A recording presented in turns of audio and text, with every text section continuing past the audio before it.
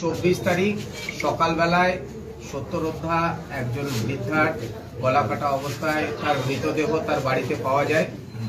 আমরা সেই ঘটনাস্থলে পৌঁছই এবং মৃতদেহটিকে তুলে নিয়ে পোস্টমর্টমের জন্য পাঠাই। কিন্তু মৃতদেহ দেখার পর আমাদের প্রথমেই সন্দেহ হয় যে এটা খুন হয়েছে, কিন্তু কি কারণে খুন হয়েছে বা কারা খুন করেছে সেগুলো নিয়ে আমাদের বেশ কিছু সংশয় ছিল।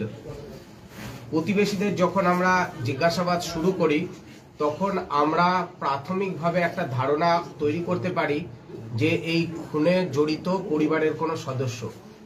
যেহেতু ওরা অন্ত্যেষ্টিক্রিয়াতে ব্যস্ত ছিল, আমরা ওদেরকে খুব বেশি বিরক্ত করিনি, কিন্তু আমরা আমাদের প্রতিবেশীদের জিজ্ঞাসাবাদ বা অন্যান্য যে কার্যকলাপগুলো আছে তদন্ত প্রক্রিয়া সেটা চালাতে থাকি এবং সেখানে আমরা জানতে পারি যে ওই বৃদ্ধা বাড়িতে একাই থাকতেন এবং বিভিন্ন প্রতিবেশীদের দেওয়া যে খাবার সেগুলোই উনি খেতেন, থাকতেন কিন্তু মেয়ের বাড়িতেই। এবং কিছুদিন আগে উনি সরকারি প্রকল্পের যে বিভিন্ন টাকা একত্রিত ছিল, ওনার গচ্ছিত ছিল, সেই টাকা উনি 10,000 টাকা তুলেছিলেন।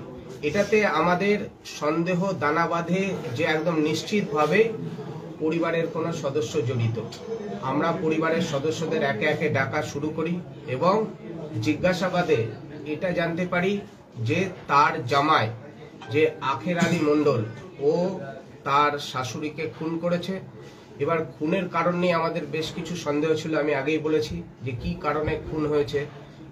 উনি বলেন যে ওই যে 10,000 টাকা উনি তুলেছেন ওই টাকা উনি চাইতেও গেছিলেন ওই দিন রাত্রে, আর তারপরে ওনাকে দীর্ঘদিন থেকে গালমন্দও করতেন। সমস্ত কিছু যখন টাকাটা দিলেন না উপরন্তু গালমন্দ করেন। উনি নিজের বাড়িতে রাখছেন অথচ টাকা তুলে উনি জানতেও পেরেছেন যে ওটা অন্য কারোর কাছে টাকাটা রেখেছে, প্রতিবেশী কারোর কাছে আছে, এই কারণে উনি খুন করে দিয়েছেন। এবং আপনারা আশ্চর্য হবেন যারা ওই দিনটাতে উপস্থিত ছিলেন যে আমাদের সামনেই তার জামাই কিন্তু ছাগলকে খুব নির্লিপ্তভাবে খাবার দাবার দিচ্ছিল। আপনারা যারা সাংবাদিকরা উপস্থিত ছিলেন আমরা যখন ভিজিট করেছি, যার জন্য আমাদের চোখের সামনে ঘুরলেও আমাদের বিন্দুমাত্র তার আচার আচরণের সন্দেহ হয়নি যে উনি খুন করতে পারেন। কিন্তু যখন উনি খুনের কথা স্বীকার করলেন এবং কেন করলেন সেগুলো আমাদের কাছে স্পষ্ট হয়ে গেছে এবং আপনারাও বুঝতে পারছেন যে আসামিকে আমরা দেখালাম, উনি নিজেও বলেছেন যে কিভাবে খুন করেছেন। এবং পোস্টমর্টেমে আমরা যে তথ্যগুলো এখনো পর্যন্ত যতটুকু জানতে পেরেছি তাতে করে উনি যা বলেছেন তার সঙ্গে করবোরেটেড হয়েছে।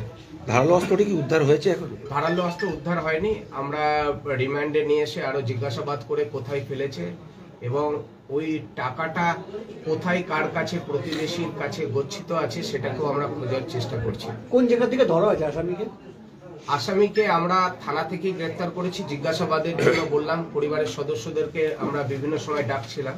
আমরা থানাতেই জিজ্ঞাসাবাদের পরে তারপরে নিশ্চিত হয়ে গতকালকে আমরা সন্ধ্যায় গ্রেফতার করেছি। ক্লুটা কি ছিল যেটা দিয়ে আপনারা ওর কাছে পৌঁছাতে পারলেন? ক্লুটা কি? আমরা প্রতিবেশীদের থেকে জানতে পেরেছিলাম যে উনি কিছুদিন আগেই 10,000 টাকা তুলেছেন, আর তাছাড়া পরিবারের বিভিন্ন সময় ওনাকে তো এরা খেতেও দিত না, কিন্তু বাড়িতে সব সময় ঝগড়া অশান্তি লেগেই ছিল। বিশেষ করে এই জামাইয়ের সঙ্গে ওর অশান্তি দীর্ঘদিনের ছিল। এবং মেয়ের ভূমিকা এখনো আমরা কিছু পাইনি, কিন্তু আমরা সমস্ত কিছু ভেরিফাই করে দেখছি। টাকার জন্য কি খুন? টাকাটা প্রতিবেশী কারোর কাছে উনি রেখেছেন, কিন্তু কার কাছে আছে আমরা টাকাটা এখনো হাতে পাইনি। উনি জানতেন যে টাকাটা নিয়ে এসে নিজের কাছেই রাখবে, এটা স্বাভাবিক, কিন্তু উনি নিজের কাছে সেই বৃদ্ধা রেখেছিলেন না। তাহলে কি আক্রোশের জন্যই খুন?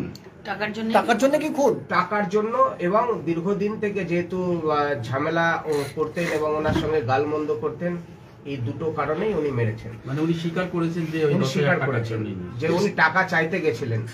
এর সঙ্গে কি আরো কেউ থাকতে পারে বলে মনে করছেন? আমরা প্রাথমিক তদন্তে উনি নিজেই বলে দিয়েছেন যে আমি খুন করেছি, এর সঙ্গে আর অন্য কেউ জড়িত নয়।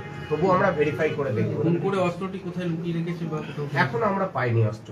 বলে উনি কিছু অস্ত্র হত্যাটা কি দিয়ে হলো? হত্যাটা কি দিয়ে উনি ছুরি দিয়ে গলা কেটে দিয়েছে, ছুরি দিয়ে গলা কেটেছে। রাত্রে কি বলে?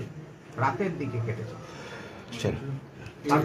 এই ঘটনাকে রিকনস্ট্রাকশন করার কোনো চিন্তা ভাবনা? ডেফিনেটলি ওনাকে আজকে আমরা রিমান্ড প্লেয়ার পাঠাচ্ছি, কোর্টে ফরওয়ার্ড করার পর যতদিন রিমান্ড হবে তারপরে আমরা রিকনস্ট্রাকশন অফ ক্রাইম তো ডেফিনেটলি করব।